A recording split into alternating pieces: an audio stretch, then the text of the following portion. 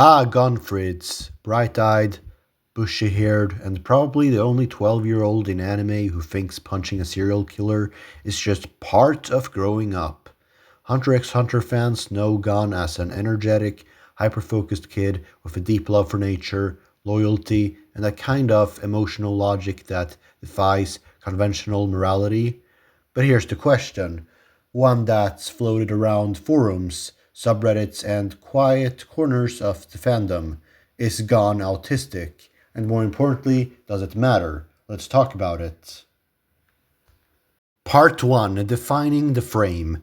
Okay, let's get something straight. We're not here to slap diagnostic labels on fictional children just for fun, but there's a value, even a need, to explore how neurodivergence shows up in media, especially when it's not labeled outright. For some people, Gon feels familiar, too familiar. So the point here isn't to diagnose Gon Freecss like we're his therapist. It's to explore how traits associated with autism appear in his character, and how Hunter x Hunter treats those traits seriously, instead of making them the butt of a joke or a trope. Part 2, Pattern Recognition. Let's start with the basics. Gon struggles with emotional nuance. He hyperfixates. He sees the world through a rigid, internal logic. He doesn't always understand social cues, or worse, he ignores them. That checklist alone has sparked 100 Tumblr threads, but let's look at some scenes. Remember the Chimera Ant arc? You know that arc, the one where the tone shifts from light adventure to philosophical hellscape? Gon's reaction to Kite's death is something else. He doesn't mourn the way other characters do. He doesn't cry or reflect. Instead, he doubles down on the idea that if he gets strong enough, he can fix it. That's not naivety. That's black and white thinking. That's a kind of moral rigidity that screams, this is how the world is supposed to work, and if it doesn't, I'll break myself trying to force it. That's not neurotypical behavior, and it's not just grief. Gon tends to look into emotional extremes. When he's happy, he's ecstatic. When he's angry, he's terrifying. His feelings don't simmer, they detonate. Part 3, The Obsession Factor. Let's talk about obsession, or to put it more gently, special interests. For Gon, it's not just being a hunter. It's not just nature, it's his dad, the unreachable, unknowable Ging Freecss. From episode 1, the obsession defines Gon's choices. He doesn't want to be a hunter because it sounds cool. He wants to understand why someone would abandon their child to chase a dream. And once Gon locks onto a goal, passing the exam, saving Killua, fighting Pedo, there's no turning him away.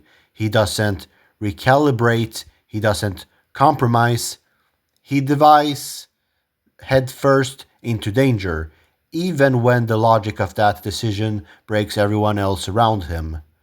Sounds familiar?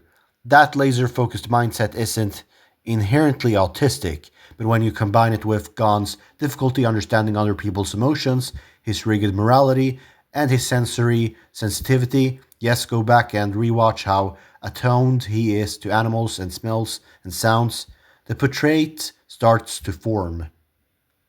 Part 4, Empathy, but not as you know it. Now here's the twist.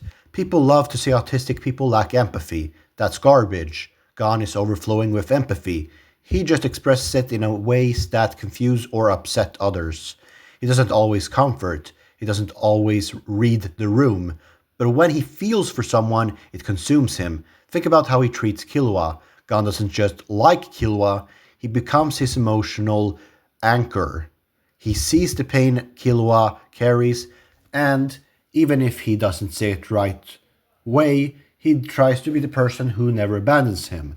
And when that image breaks, when Gon realizes that being good doesn't always lead to good outcomes, that's when his entire personality combusts. Part 5. So, is he? So, is Gon autistic? We don't know. Togashi's never said it's probably not canon. whatever that means in a series that drops arcs for years and has ants reactifying Nietzsche. But what's more important is this: Gon shows traits that many neurodivergent people recognize in themselves, and those traits aren't mocked. They're central, they're serious, they make him powerful, they make him flawed, and they make him unforgettable. In a medium that so often reduces neurodivergent characters to comic relief or tragic side stories, Gon is something else. He's the main character, and whether or not you label him, that visibility matters. So yeah, Gon might not be officially autistic, but if you see yourself in him, in the way he thinks, feels, or fights to understand the world, that's real, that's valid.